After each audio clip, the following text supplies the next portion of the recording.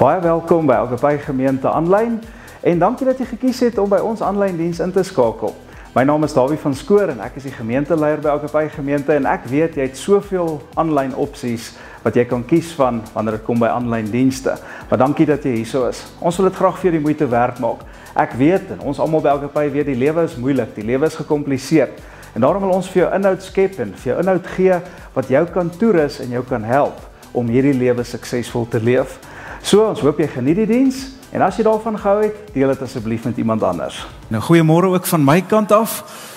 En is 'n voorreg vir my om hierso te wees en almal te sien vanoggend en tyd saam met julle te spandeer. Al die gesigte en al die verskillende ouderdomme en die agtergronde en likes en dislikes. Maar een ding wat ons vandag in gemeen het, is ons is 'n gemeente wat 'n droom het. Okay, julle sien ek het hierdie ding op die verhoog gelos, nee, ons het 'n droom.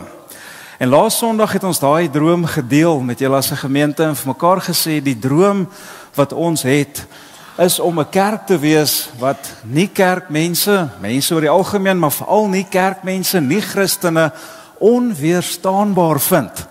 En as hulle hier inkom en deel word van ons, dan wil ons 'n kerk wees wat hulle inspireer om dieper in die Here te groei, dieper in hulle geloof in God te groei en weier uit te gaan om 'n koninkryksverskil te maak. Dit is die visie, dis die droom. Die missie uiteindelik is dat ons toegewyde volgelinge van Jesus sal wees. So wat is die verskil tussen 'n droom en 'n visie? 'n Droom bly net 'n droom, iets nice, as jy dit nie gaan doen nie. 'n Visie word iets wat jy doen. Ons wil vir hom handles gee. So ons het vir mekaar gesê laasweek, die visie wat ons dan het om hierdie uit te leef is eerstens, ons het die 1006 strategie. Ons wil 6 gewoontes deel hê van ons gemeentelewe. Ons wil 6 gewoontes deel hê van jou lewe. Want raai wat, dit gaan nie gewoontes, habits in ons gemeente wees as dit nie habits in jou lewe is nie. Hierdie kan nie die gemeente se droom bly nie, hierdie kan nie die Here se droom bly nie. Iewers moet hierdie jou droom word en iewers moet hierdie visie jou visie word en dit moet jou beïnvloed soos jy lewe. So ons het vir mekaar gesê in hierdie 1001 strategie wil ons dan 6 gewoontes vestig en in elke een van hierdie gewoontes wil ons dan 1000 mense bereik. En ja, die swart stoeltjies is hoe ver ons vorder met dit. Okay, so 'n bietjie 'n visible dingetjie. So ons het 1, 2, 3, 4, 5, 6 mense na Jesus toe gelei so dusver. Ons het so 'n bietjie meer bedien, ons het baie meer gebid waar ek bly is. En ons het die hele 2025 om daai 1000 stoeltjies vol te kry. En dit gaan nie oor getalle nie, dit gaan nie daaroor dat ons 'n groter kerk wil wees of dit gaan daaroor dat ons wil graag 'n onweerstaanbare kerk wees en ons wil sien is ons besig om 'n verskil te maak of nie. Dan sal jy sien daar's mense uitgenooi, getuig en disipel en as jy net weer die ander enetjie kan opsit vir my asseblief, dis mense na Jesus toe gelei, mense bedien en vir mense bid. Dis die 6 gewoontes. Ons wil dit gewoonte maak in jou lewe en ons gemeente se lewe dat jy mense is wat nie kerkmense is, nie Christene is nie, sal saamnooi kerk toe. Dat jy sal bid vir daai mense om kerk toe te kom, om na die Here toe te kom, om tot bekering te kom. Dat jy vir daardie mense sal disipel na jou groep toe nooi met hulle groep begin. Kyk, dis nou die stoeltjies wat wit is wat swart word, nê. Dat jy daardie mense sal bedien, nie kerkmense, nie Christenmense sal bedien met die liefde van Jesus Christus, nê. Dat ons daardie mense sal bedien, dat ons daai mense sal disipel, nê. En uiteindelik dat ons sal sien hoe die Here besig is om 'n verskil in ons lewe te maak. So, om hierdie te trek, het ons dan nou 'n link. Die van julle wat deel is van die gemeente WhatsApp groepe sal weet wat die link is en waar om te kry. Ons sal hom weer vanmiddag uitstuur. As jy nie op die gemeente WhatsApp groepe is nie, dink ek jy moet op dit kom. En dan klik jy op die link en dan sommer aan die einde van jou week, jy hoef dit regtig nie elke dag te doen nie. Ek weet jy het nie tyd nie. Maar Sondagmiddag, wat doen jy tussen 3 en 5? Weet jy as jy so social media scroll, daar sal tyd wees. Vat daai link, klik op dit en gaan stuur net vir ons hoeveel mense kon jy bereik het, dat ons kan sien hoe ons besig is om 'n onweerstaanbare kerk te wees. Help nie ons sê vir mekaar ons wil 'n onweerstaanbare kerk wees, maar ons kan nie handle sonder die dinge nie, ons kan dit nie sien nie. So ons is regtig ernstig hieroor. En dan die tweede ding het ons gesê, ons wil 'n onweerstaanbare groepslewe hê. Ek wil jou weer eens challenge, as jy nog nie in 'n groep is nie, as jy nog nie deel is van 'n klein groep in die gemeente nie, 'n langtermyngroep, dalk is dit miskien 'n korttermyngroep, 'n fokusgroep, is 3 tipes groepe wat ons het. Word deel van 'n groep. Dis ons plan om jou te disciple. Dis ons plan om vir jou om te gee. Dit is ons plan om jou te help om close family in Jesus te ontwikkel. En dan die laaste ding wat ons wil doen om 'n onweerstaanbare kerk te wees, die laaste element van Droom 25 is ons wil 'n care center bou. So ek weet nie of julle gesien het nie, maar ons het nie amptelik het ons begin hierdie week die fondasies is klaar gegrou. Ek het eintlik gedink dit gaan 'n bietjie langer vat toe ek weer sien toe die fondasies gegrou. So die Here is besig met dit. Dankie vir elkeen wat ook opgesaai het. As jy vir ons kan bid vir hierdie projek sal dit great wees. As jy finansiëel wil saai in dit, as jy materiaal het, dan sê vir my Dawie, ek kan 'n sak sement koop en bring. Ek kan brickforce bring, wat ook al daar is om te bring dit asseblief en help so om in daai projek in te saai. Dit is uiteindelik iets wat Rustenburg gaan raak. Dis iets wat Rustenburg gaan verander in klomp 8 verskillende areas. So ons is 'n gemeente wat 'n droom het, julle, en ons wil daai droom in 'n visie omskep en ons wil dit in 'n realiteit omskep. So dit kan nie net my droom of Agape se droom wees nie, dit moet jou droom ook wees.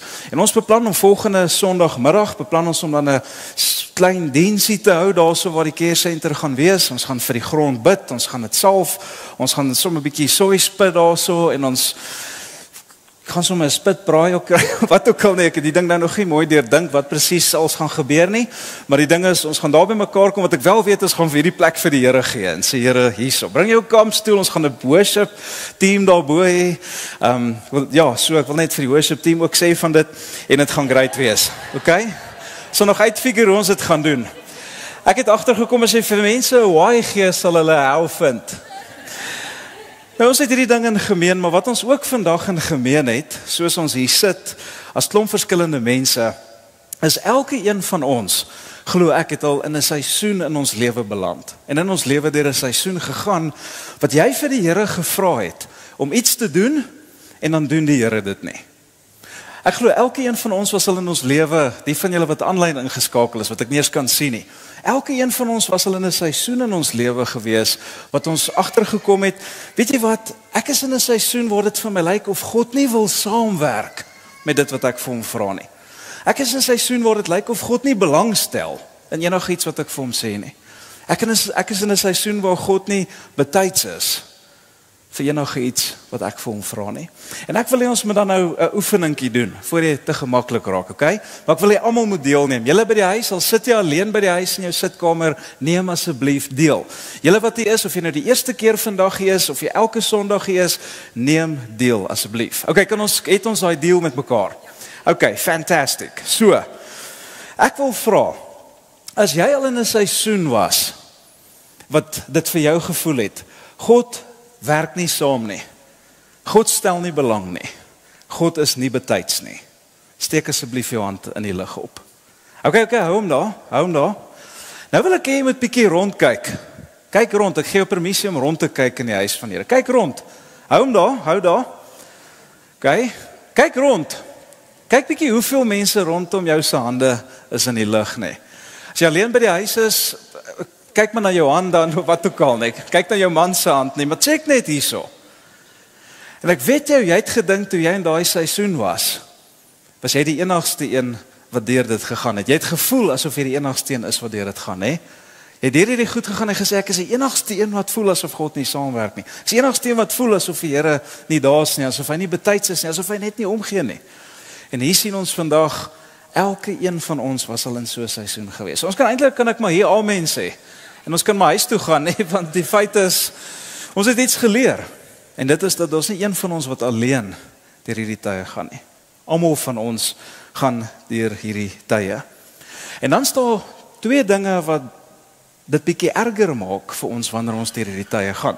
So asof hierdie tye nie erg genoeg is nie, is daar 2 dinge wat hierdie tye nog erger maak. Die eerste ding wat dit baie erg maak, is predikante soos ek. Okay, predikante soos ek. Hoekom? Ons maak dit ongelooflik en ons probeer dit baie maklik klink. Okay? Ons wil hê dit moet baie maklik klink. Ons oorvereenvoudig dit so, nee, as mense deur hierdie tye gaan. En almal sê, amen, nee, ons doen dit. Is dit nie so nie? Ag, weet jy, ek hoor deur wat se tyd jy gaan. Ek dink jy moet net bietjie meer bid. Ek dink jy moet net bietjie meer geloof hê. Ek dink jy moet sterker raak in jou vertroue in die Here. Ek dink jy moet bietjie meer Bybel lees. Miskien moet jy na jou selgroep toe gaan en bietjie meer tyd saam met die Here spandeer. En ek glo dan sal dit beter wees. Ek weet, dit help jou nie. dit maak dit eintlik vir jou baie erger. Dan sê jy soos, okay, weet jy wat, ek slaan nie die moeilike tyd wat dit voel, die Here werk nie saam nie, hy daag nie op nie, hy is nie betyds nie, en dan sê jy vir my, ek moet net meer geloof hê, en alles sal regkom. Ek moet net harder bid, en net meer vertrou. Is dit so? Ja, ongelukkig doen ons dit baie keer. En dan is daar die tweede element wat dit baie moeilik maak, en dit is die ander mense rondom jou. Het jy al gesien die ander Christene, of nie Christene rondom jou? As jy na hulle lewens kyk, en na jou eie lewe kyk, en jy vergelyk dit met mekaar, wat sien jy? Dit lyk asof God 100% saamwerk in hulle lewe. Hulle lewe is perfek. Ek meen, jy kyk na hulle lewens, en dan sê jy vir jouself, weet jy wat, ek kan dit nie glo nie. Dit lyk vir my so onrealisties, nee. As ek kyk na hulle die nice werk, en het hierdie fantastiese salaris. Kyk net hulle salaris. Hulle het hierdie kinders. En die kinders is nie nommer 1 in sport nie, hulle is nommer 1 in kultuur en sport en akademie en iedere ding. En ek probeer net by kinders kry om hulle self te gedra in die publiek. Met die kinders het hierdie mense het hierdie perfekte kinders, nee. Hulle het die perfekte gesondheid, hulle het die perfekte huwelik, en as ek myself vergelyk met dit, dan help dit my nie as ek deur hierdie tyd gaan nie. En jy dink aan daai mense en jy sê vir jouself, weet jy wat, hierdie is nie eens goeie mense nie. Dis nie eens nice mense nie. Hulle gaan nie eens kerk toe op 'n Sondag nie, hulle ry boot op Sondag. En hulle is meer gebless as ek. Hulle loop, hulle molkrol, papkrol, dis wat hulle doen op Sondag, nee. En kyk hoe smooth is hulle lewe. Kyk hoe kreukelvry is hulle lewe. Jy weet, ek bid al 6 maande vir werk. En dan kom daai persoon met hierdie petty getuienis wat hy sê, "Jesus, ek struggle so met die golden bonus of hierdie bevordering wat ek gekry het nou, te weet wat ek moet aanvaar. Moet ek Stellenbosch toe gaan of Mosselbaai toe gaan? Ek is nou bevorder. En ek struggle so met hierdie goed en ek dink jy struggle. Ek is al vir 6 maande sonder werk. Enigiemand wat met dit kan relate, nê? Jy kan dit nie verstaan nie. Jy bid al 2 jaar vir jou kar om net te begin werk, of dat jy net enigstens 'n kar kan kry. Nou hoor jy mense sê, weet jy wat, ek bid dat ek parkering reg voor die mall kry. Ek wil nie my nuwe kar gekrap hê nie, en die Here is so getrou. Elke keer reg voor Incredible Connection, daarso gee die Here vir my parkering. Jy het dit al gehoor en jy dink, ag really. Ons bid al 4 jaar vir 'n kind, en al wat jy voorbid is dat jou 4de kind net kan slaap, sodat jy nie moeg is in die oggend nie. Ken julle dit? Weet julle waarvan ek praat?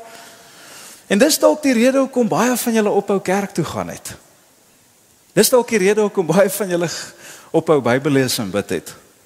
Dis dalk een van die redes of iets anders wat dalk gemaak het jy gesê het, ag weet jy wat, ek weet nie of ek meer belangstel om die Here te dien nie. Dalk het jy die geloof verlaat en dalk is jy vandag nou baie jare weer terug in die kerk vir die eerste keer en dis hoekom jy uit is as gevolg van al die goed wat met jou gebeur het.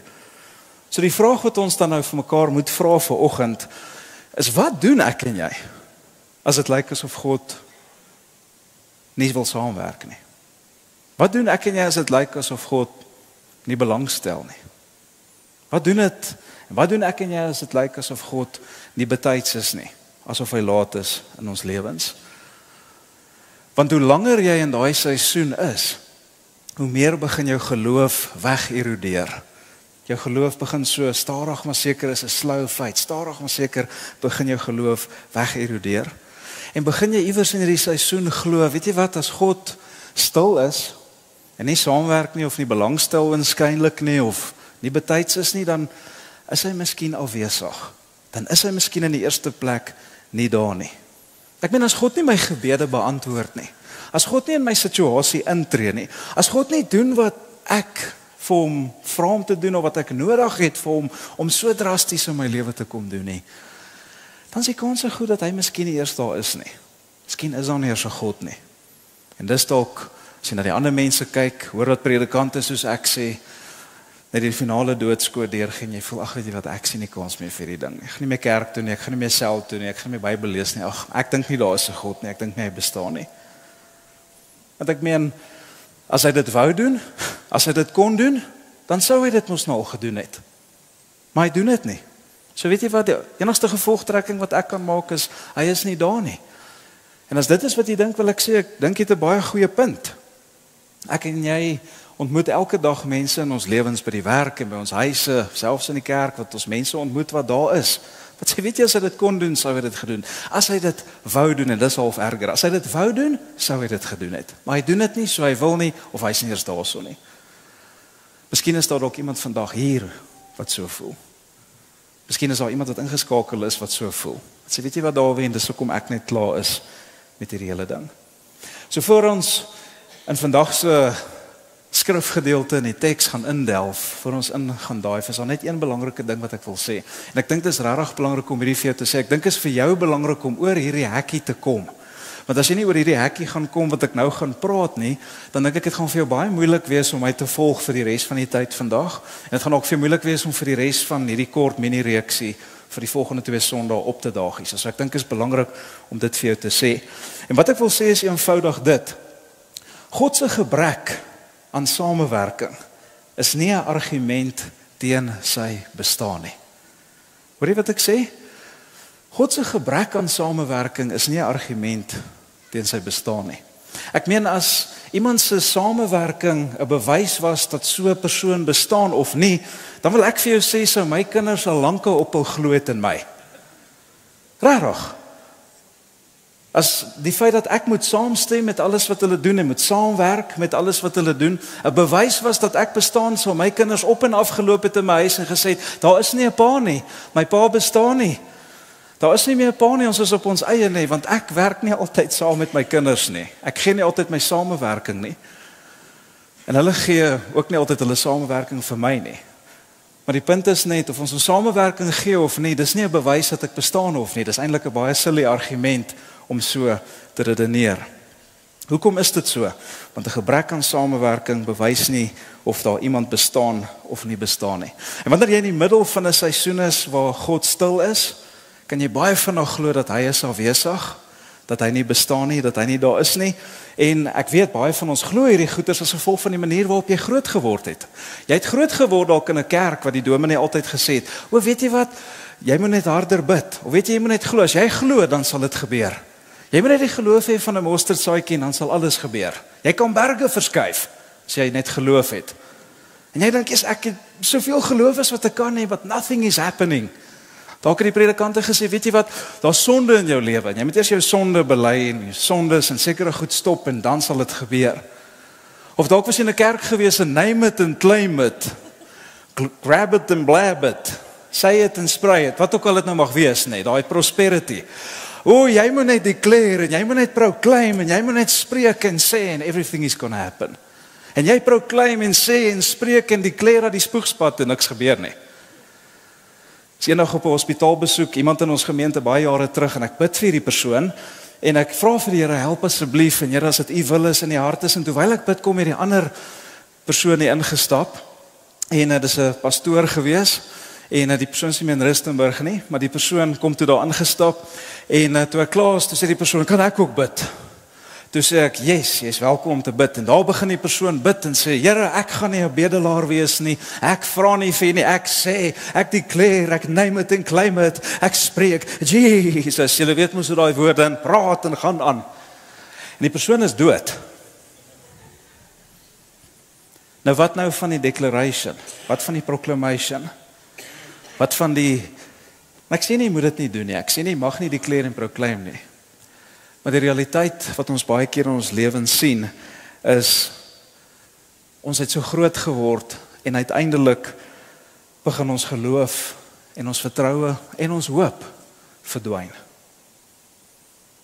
Want ek het nou soveel geloof gehad, ek het so hard gebid, ek het so gename en claim en declare en geproclaim en al die goed gedoen, en uiteindelik het dit wat ek gevra het nie gebeur nie. En uiteindelik feit my geloof en my hoop en my vertroue en ek sien net nie meer kans vir hierdie ding nie. So vir die volgende 3 weke, hierdie week en die volgende 2 weke, gaan ons kyk na 3 verskillende mense se stories uit die Nuwe Testament uit. Hierdie 3 mense is mense wat baie lief was vir die Here. Dis mense wie die Here geken het. Dis mense wat 'n persoonlike verhouding met God gehad het, wie se naam hy geken het en by wie se naam hy hulle geroep het. Maar elke een van hierdie 3 mense het deur 'n seisoen gegaan wat hulle gesê het, dit voel vir my asof God nie saamwerk nie. Dit voel vir my asof God nie belangstel nie. Dit voel vir my asof God nie daar is nie, asof hy laat is. En dis wat ek hoop in hierdie kort 3 week mini-reeksie sal gebeur. Dis wat ek hoop, is dat ons 'n splinternuwe kategorie vir jou en my lewe sal skep. 'n Kategorie waar ons deur seisoene kan gaan, wat ons beleef, God stel nie belang nie, God wil nie saamwerk nie, God is nie betyds nie, en dat ons geloof oukei is, as gevolg van dit. Dat ons deur hierdie seisoene kan gaan, en dat ons kan weet, dit is nie 'n weerspieëling van my verhouding met God nie, dit is nie 'n weerspieëling van my geloof nie, dit is nie 'n weerspieëling van wie God is, my geestelikheid, of my gehoorsaamheid nie. Imagine so 'n kategorie. Ek gaan deur hierdie goed, maar my geloof is oukei. Inteendeel, my geloof groei. So ek wil hê ons met so 'n kategorie skep. So, is julle reg? Kom ons spring in die eerste storie in. Kom ons dive in. As jy in die kerk groot geword het, dan sal jy hierdie persoon ken. Paulus is sy naam. En as jy nie in die kerk groot geword het nie, gaan jy nou leer wie dit is. Baie kortliks, Paulus is iemand wat so 'n paar so jaar of 2 na Jesus se opstanding tot bekering gekom het en hy het Jesus begin volg, maar voor dit was hy 'n fanatiek Jood gewees, wat fanatiek was oor Judaïsme, en hy was daarop uitgewees om die Joodse geloof te vestig en uit te bou, en hierdie Christelike sekte wat 'n Joodse spin-off was, of 'n Joodse kult was, wat hy gedink het, te crush met mag en mening. So hy het alles in sy vermoë gedoen om dit uit te stamp, om te sorg dat Christianity nie voortgaan nie. En eendag toe ontmoet hy die Christ van Christianity, toe ontmoet hy Jesus Christus face to face, en daar join hy die klub, en hy begin skielik om die Christelike geloof die wêreld in te vat. Hy gaan uit Judea uit weg, en hy gaan teen die Mediterraanse kus gaan hy af, en die Romeinse ryk in, en Griekeland, al hierdie plekke gaan hy in, hy gaan vestig kerke, en sover soos hy gaan versprei hy hierdie boodskap, Jesus het opgestaan, en hy is die Messia, hy is die seun van God. En nadat Paulus Jesus begin volg het, toe gebeur daar iets in sy lewe. Nadat hy op hierdie splinternuwe journey gegaan het, gebeur daar iets. Ons weet nie presies wat dit is, wat met hom gebeur het nie, maar wat ook al dit was, is dat iets so erg met hom gebeur, dat iets so intens met hom gebeur, dat hy gevoel het, hierdie ding is 'n struikelblok, dis 'n hindernis, wat my keer om die calling wat God op my lewe geplaas het, uit te leef. Dit is so groot struikelblok in my lewe, ek sukkel om aan te gaan en te doen wat die Here vir my gesê het en geroep het om te doen. En soos hy aangegaan het, het hierdie ding aanhou momentum optel, partykeer het hy opgeflair in sy lewe, en soos hy die ding teruggekom het en opgeflair het, en net persistent en standhoudend en deurlopend in sy lewe was, het hy gebid en gesê, Here, vat asseblief hierdie ding weg. Here, bring my asseblief uit hierdie seisoen uit. Here, vat dit net weg asseblief. Asseblief, asseblief, asseblief. En die Here se antwoord aan Paulus was, nee, nee, nee. Nou dink jy Paulus was naby aan Jesus gewees? Dink jy hy en Jesus was close? Wie sê ja? Ja. Die wat sê nee, hy was close met Jesus gewees, okay? Dink julle Paulus het 'n goeie geloof gehad? Dink julle Paulus het 'n sterk geloof gehad? Sterk dosis geloof? Natuurlik. Ek meen, dis die ou wat die internasionale kerk begin het. 3/4 van die Nuwe Testament geskryf het, nê? Paulus het gesien hoe die Here mense genees. Paulus het gesien met sy eie oë hoe die Here mense vrymaak van terrible goed. Paulus het gesien hoe die Here dooie mense uit die doodheid opwek. Daar was 'n jong man met die naam Eutychus wat eendag na hom geluister het. Paulus het hom actually doodgepreek. Het jy geweet? Iemand is doodgepreek in die Bybel en hy het afgeval by die tweede verdieping met aan die slaap geraak en toe lê hy dood daar en almal is soos, "Oh, nee, dis terrible." Toe gaan Paulus af en hy vat hom aan die hand en hy sê, "Welkom terug in die naam van Jesus, staan op." En die ou word lewendig en hy sê, "Jy's net in tyd vir punt nommer 2." Okay? So hy het gesien hoe die Here mense uit die doodheid opwek. Dit is absoluut amazing wat hy beleef het. En ek is seker hy het geweet God kan hom aanraak. Hy het geweet God het die krag en die capacity en die vermoë om hom aan te raak. Met die ding wat hy so mee gestruggle het, wat so moeilik was vir hom om hom vry te maak daarvan, om te verlos van dit. Hy het dit geweet. Hy het dit geweet. En ek dink in sy hart het hy gehoop dat God dit ook vir hom sal doen. Want immers, hy het soveel vir God gedoen. Hy was exemplary voorbeeld gewees van geloof en van deursettingsvermoë. Weet jy wat sê die Here vir Paulus? Hy sê, Paulus, weet jy wat? Ek gee nie om hoe groot jou geloof is nie. Ek gee nie om hoe baie jy bid nie. Ek gee nie om hoe baie jy vasdalk nie. Ek gee nie om wat jy alles doen nie. Ek gee nie om dat jy elke merkie wat daar is tik nie. Ek gee nie oor hierdie dinge om nie, wat ek vandag vir jou wil sê. Jy wie ek geroep het, jy vir wie ek lief is, vir jy wat vir my kosbaar is in my oë. Jy wie mense vir generasies wat kom, hulle kinders jou naam gaan gee. Jy wie se naam op van die bekendste geboue in die wêreld gaan staan. Jy wat groot deel van die best-selling boek van alle tye gaan skryf. Ek wil vir jou sê, my antwoord is nee. My antwoord is nee. En alhoewel ek dink dit aanvanklik nie vir Paulus baie goeie nuus was nie, en imagine dit, is dit vir my en jou vandag goeie nuus. Want soos ek gesê het, Paulus is seker die persoon na Jesus wat God die heel meeste gebruik het. Paulus is die persoon wat die internasionale kerk gevestig het. Paulus is die persoon wat 3/4 van die Nuwe Testament geskryf het. En as God vir Paulus hierdie persoon kon nee sê, dan hoef jy nie te worry oor jou geloof en jou gehoorsaamheid en jou geestelikheid nie, want ons dink mos altyd ek moet meer geloof, meer geestelik, meer gehoorsaam, meer ministry, meer doen, dan sal God hoor. Paulus het dit alles gedoen met excellence next level, meer as een van ons. En die Here het vir hom gesê nee. En dit help my om te besef, okay, so dis nie waar dit gaan nie. Paulus wat actually alles getik het Here voor nee gesê, so ek wat nie eens naaste by alles tik nie, ek is daarom nie so bad spot, soos ek dalk gedink het, ek is nie. So in plaas daarvan dat God doen wat Paulus vir hom vra om te doen, sê die Here vir hom, ek gaan nie noodwendig doen wat jy vir my vra om te doen nie, maar Paulus, weet jy wat, ek gaan vir jou doen, wat jy nodig het, ek vir jou moet doen. Ek gaan nie vir jou gee wat jy wil hê nie, ek gaan vir jou gee wat jy nodig het. En ek gaan vir jou gee wat jou op hierdie stadium die beste gaan help. Ek gaan vir jou dit gee wat jy kort en nie noodwendig wat jy wil hê nie. So, kom ons jump in Paulus se brief in. 2 Korintiërs. Hy skryf 'n brief, twee briewe vir die gemeente in Korinte, is 'n kerk wat hy begin het, en hy skryf hulle 'n brief. En eintlik in die brief vertel hy vir hulle wat al sy ervarings en al sy experiences was tot op daai punt in sy lewe, en dan vertel hy oor 'n paar great revelations wat hy gehad het by die Here, en dan vertel hy oor hierdie openbaring wat hy gehad het by die Here, oor hoekom hierdie ding in sy lewe gebeur het, en hoekom die Here dit nie wegvat van hom af nie. En dit gee vir ons ook amazing nuwe insig oor wat ek en jy kan verwag in ons lewe as God nee sê. So kom ons jump in hierdie skrifgedeelte in. Kom ons lees saam.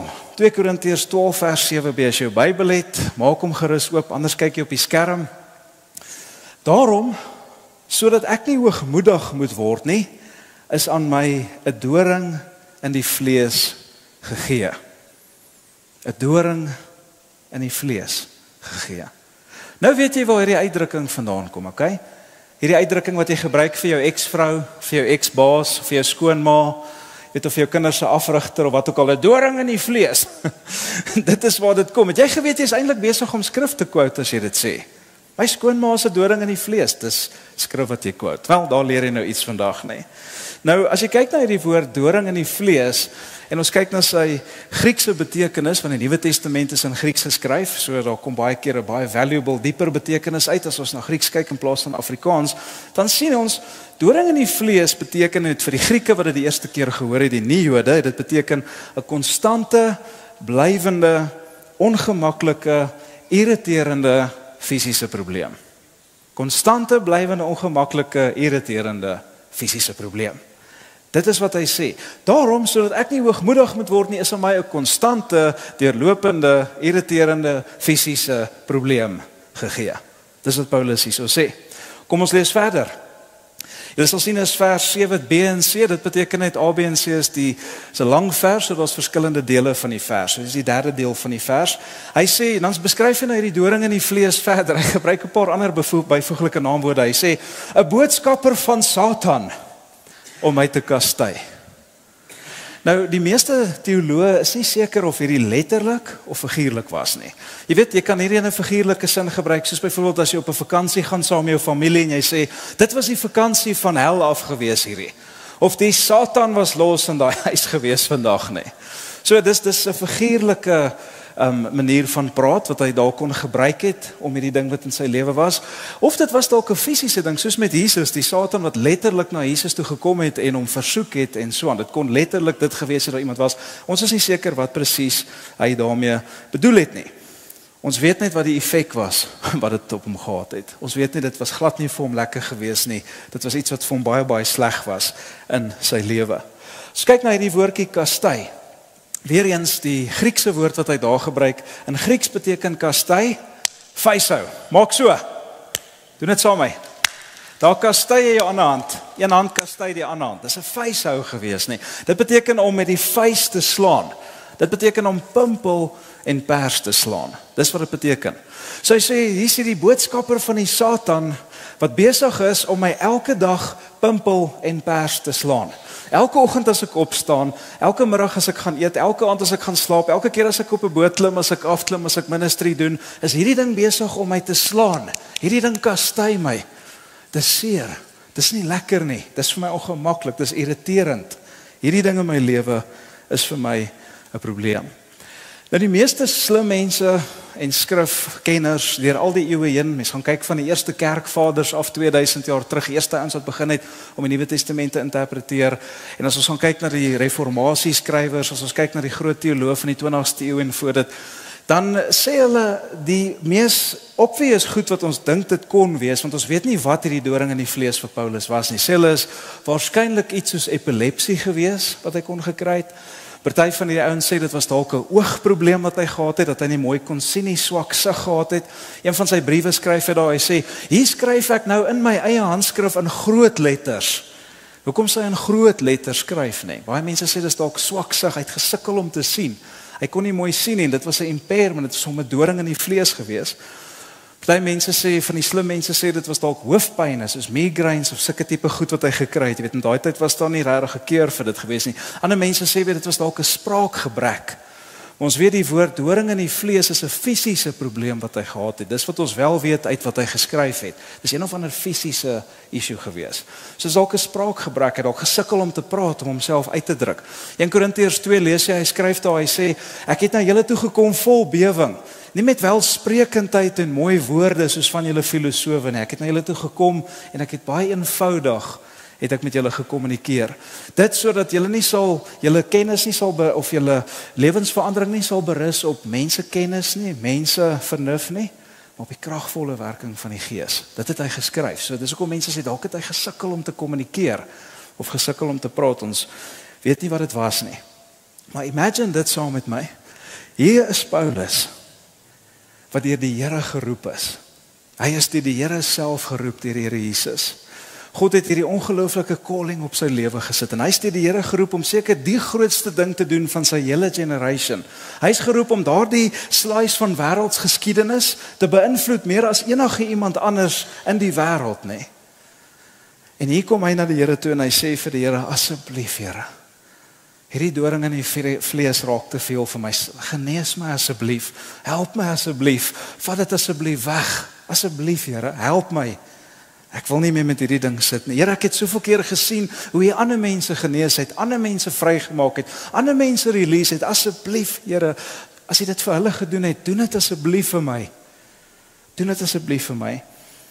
Volgende vers.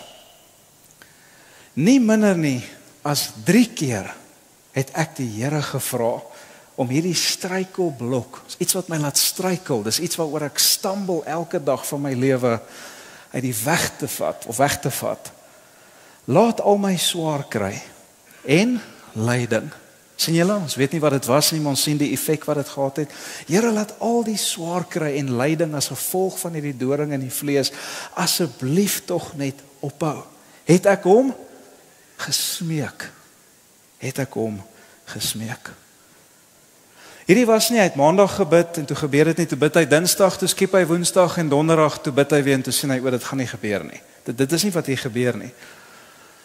As kyk na die Griekse teks weer eens, dan sien ons, dit was 3 seisoene in sy 20 jaar bediening gewees. 3 stadiums in sy 20 jaar bediening gewees, wat hy op 'n plek gekom het en gesê het, ek kan nie meer aangaan nie, Here. Ek sien nie meer kans om met hierdie ding aan te gaan nie, asseblief Here. 3 seisoene van sy lewe, wat hierdie ding traction opgetel het, wat hierdie ding gegroei het, wat hierdie ding momentum opgetel het. Asseblief Here, vat dit net weg van my, of ek hierdie lyding, hierdie swaar kry waartoe ek gaan, is my ontsettend moeilik. En 3 keer wat dit opgeflair het, en hy gebid het, Here asseblief. Dalk het hy met God gebaken. Julle weet mos, ons baken ook mos maar graag met God, né? Iemand wat al met God gebaken het. Asseblief, Here, as U dit doen, ek beloof ek sal elke Sondag kerk toe gaan. Here, ek sal 'n selgroep join. Here, ek beloof U, as U hierdie ding doen, ek sal my 10de begin gee vir die kerk. Ek beloof, Here, as U hierdie ding doen, ek sal dis my laaste sigaret, dis die laaste dop, ek raak nie weer aan 'n bottel nie. As U net hierdie ding sal wegvat. Ek dink miskien het Paulus ook dalk so 'n bietjie met die Here gebaken, hè. En weer eens bemoedig hierdie storie my, wat dalk miskien nie vir Paulus so bemoedigend was nie. Want as die Here vir Paulus kon sê, wat 3/4 van die Nuwe Testament geskryf het, wat die internasionale kerk begin het, wat soveel ongelooflike goed vir die Here se naam gedoen het, wat wonderwerke in Jesus se naam gedoen het, dan weet ek, dit gaan nie noodwendig oor my geloof en my vernuf en hoe awesome ek is. En dan weet ek, as hy vir Paulus kon sê met iets, dan is die kans so goed dat hy vir my ook kan sê. Paulus wat 'n superchristen was, het die Here voor nee gesê. So ek wat nie so 'n superchristen was nie, die Here kan vir my ook nee sê. En dit help my nie eers partykeer om 'n superchristen te wil wees, om 'n ja van God af te kry nie. Paulus was hier en het 'n nee gekry. Dit bemoedig my. Dit help my. 2 Korintiërs 12:9. Nou hier is die Here se respons. Hy sê, hy het egter vir my gesê, my genade is genoeg vir jou. Want my krag kom juis in swakheid tot volle verwesenliking. Ek wil hê ons moet hierdie vers in 3 dele opbreek. Eerste deel is hierdie woorde, hy het egter vir my gesê. En as ek dink, as ons eerlik met mekaar is, dink ek Paulus het so 'n bietjie 'n head start voor ons gehad. Ek dink Paulus was ons so 'n bietjie een voor gewees. Hy het iets gehad wat ons nie gehad het nie. Die Here het vir hom iets gesê. En ek dink wanneer ons deur hierdie seisoene gaan, wat dit voel asof die Here nie belangstel nie wil saamwerk nie, of hy laat is, dan dink ek, dit sal oukei wees vir ons, selfs al sê die Here nee, dat hy net iets sê. Iemand al so gevoel? As hy net ten minste met my praat, al sê hy nee, solank hy net praat, as ek hom net kan hoor, dan weet ek, hy sien my raak. Ek weet hy hoor my gebed, ek weet hy is bewus van my, al sê hy nee, ten minste weet hy van my, en dit tel baie, so ten minste net antwoord. En ek dink dis hoekom Paulus dalk 'n head start gehad het bo ons, nê? Want een van die grootste frustrasies wat ek in my eie lewe ervaar het en jy dalk beleef het, is jy bid en jy baken en jy manipuleer dalk selfs die Here so 'n bietjie, nê? Jy probeer hom so half beheer. En jy hoor nie 'n antwoord nie.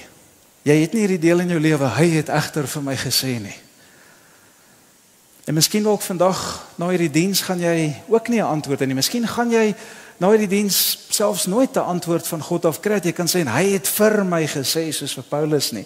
Maar ek wil jou bemoedig met hierdie woorde vandag, dat die antwoord wat hy vir Paulus gegee het, geld vir jou en vir my ook. En dis dalk miskien hoekom die Here jou nie gaan antwoord so nie, want hy sê, ek het jou klaar geantwoord. 2000 jaar terug het ek jou geantwoord. Deur Paulus. En die antwoord wat ek vir hom gegee het, is die antwoord wat ek ook vandag vir jou wil kom gee. Daai antwoord is ook vir jou beskikbaar. So ek het hom egter oor sê. Dan gaan ons na die volgende gedeelte toe. Hy sê, my genade is genoeg vir jou. Paulus, my antwoord is nee. Ek kan nie die doring in die vlees wegvat nie. My antwoord is nee. Maar weet jy wat, my genade is vir jou genoeg. Ek gaan nie noodwendig doen wat jy wil hê nie.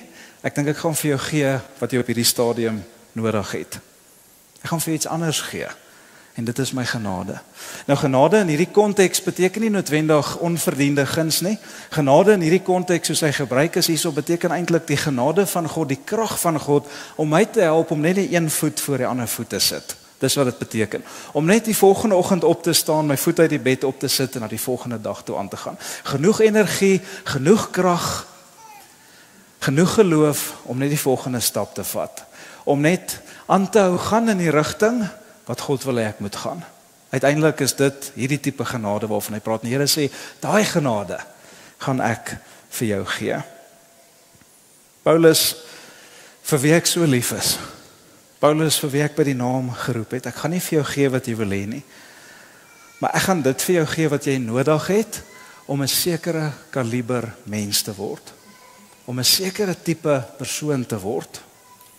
Om 'n sekere version van jouself te word wat God is vir jou beplan het om te wees. Daai Paulus sê daar in die heel eerste vers wat ons gelees het, sê sodat ek nie hoogmoedig word nie, het die Here vir my doring in die vlees. Paulus, dat jy nie 'n hoogmoedige brat word wat dink jy so wonderlik en al hierdie goed nie, om 'n kaliber mens te word wie jy moet wees, gaan ek nie vir jou gebed kan antwoord en vir jou gee wat jy wil hê nie, maar gaan vir jou iets gee wat jy nodig het om jou te help om die persoon te word wie ek wil hê jy moet word.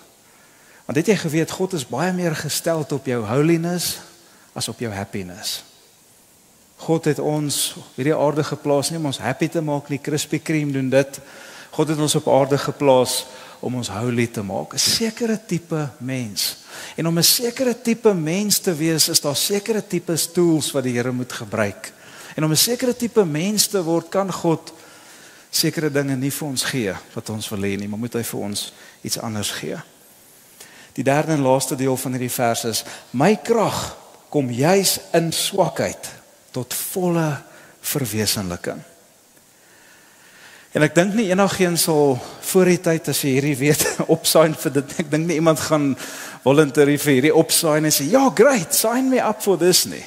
Kom ek sê, wat is ons weergawe van hierdie? Ons 21ste eeu Christianity weergawe. Dis die Cheslin Colby weergawe, nee. Ons wil daai bal kry, en dan wil ons so onder die doring in die vlees uithardloop, soms so krom trek soos ons hardloop, nee. So uit die probleme, uit die dorings, uit die swakheid uithardloop, reguit na die middel van die paal toe, en dan wil ons sommer nog so 'n spronghok gee, en dan wil ons daai 3 druk, en as hy gedruk is onder die paal, dan wil ons die bal met die een hand vashou en die ander arm so ophou en so maak. All the glory, all the honor, al die prys kom hom toe. Dis wat ons wil doen. Here, ek sal U verheerlik. U krag kan enige tyd tot volle verwesenlik kom deur my sterkpunte, deur my talente, deur my oorwinnings, deur my gawes, deur daai oomblikke in die lewe, en almal cheer en U word geglorify. Dis ons version. En ons niks fout daarmee nie, en die Here doen dit ook baie keer, nee, dit is definitief so. Maar baie min van ons wil hê dat God se krag en God se glory en God se heerlikheid voortgebring word en tevoorskyn gebring word deur ons swakheid, deur ons seer, deur ons doring in die vlees oomblikke. Die Here kan jou sterkpunte en jou gawes en jou oorwinnings gebruik om dit te doen. Maar nie hierdie nie. Don't sign me up for this. Ek wil nie dit hê nie.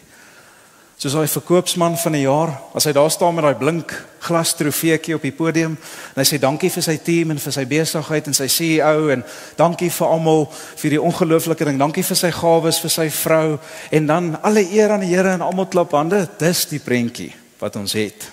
Dis die prentjie wat ons het. Dat die Here deur al hierdie sterkpunte, oorwinnings en great stuff in ons lewe verheerlik sal word en dat hy verhoog sal word. Maar weet jy wat het ek geleer? Ek het geleer dat wanneer die Here sy glorie en sy heerlikheid, sy glorie, sy krag, deur jou swakheid en deur jou doring in die vleesseisoene tevoorskyn bring, dan is daar nie net iets wat deur jou gebeur, soos met jou hoogtepunte en jou strengths en jou talente nie, daar's ook iets wat in jou gebeur. En daar's iets wat in jou gebeur, wat nooit op enige ander manier in jou sal gebeur, as deur die doring in die vleestye nie. Doring in die vleestye kan iets in jou produce en losmaak en establish wat daardie blink trofeetjie nie kan doen nie. Wat daai Cheslin Colby oomblikke nie kan doen nie. Ja, daar gebeur iets deur jou, God se glorie word reflek, maar daar gebeur nie noodwendig iets in jou nie. Die goeie nuus vandag is, God gaan altwee in jou lewe doen.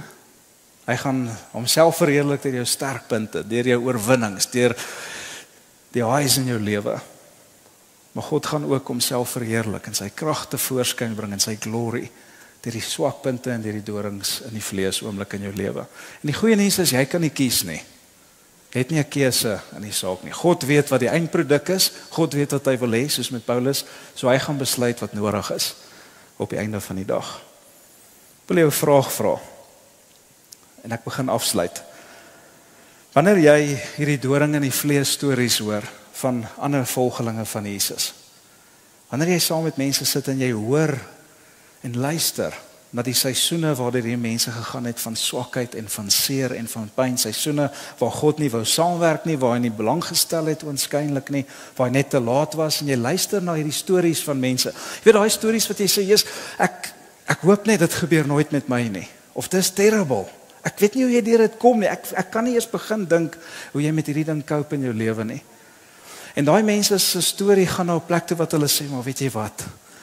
Alhoewel die Here nee gesê het, alhoewel ek al jare in hierdie ding is, of wat ook al, sy krag word in my swakheid volbring.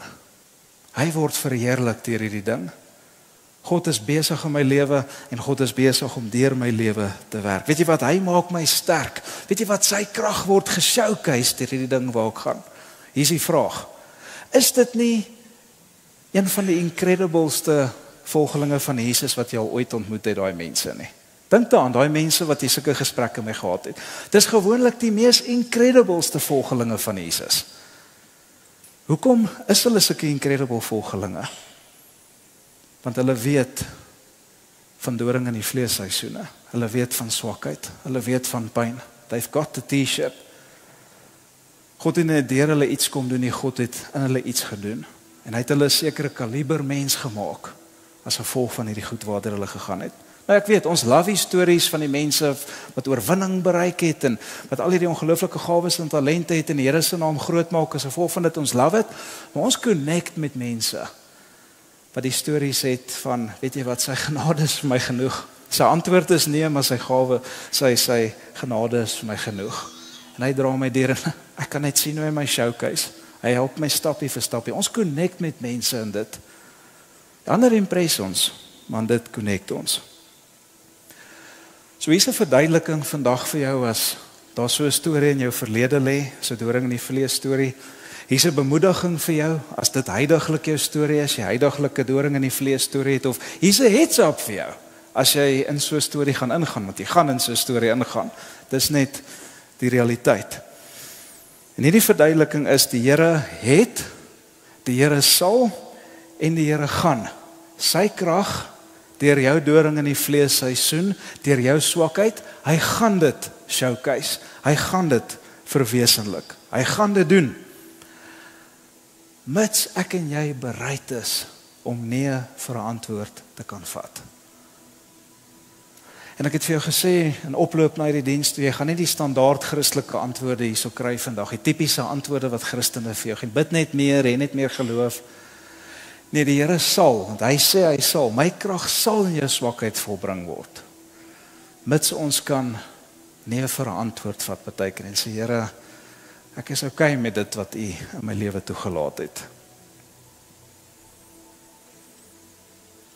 En mits ons besef dat sy nee antwoord het niks te doen met my verhouding met hom noodwendig nie, dit niks te doen met sy liefde vir my nie, niks te doen met sy compassion vir my nie, niks te doen met sy teenwoordigheid in my lewe nie.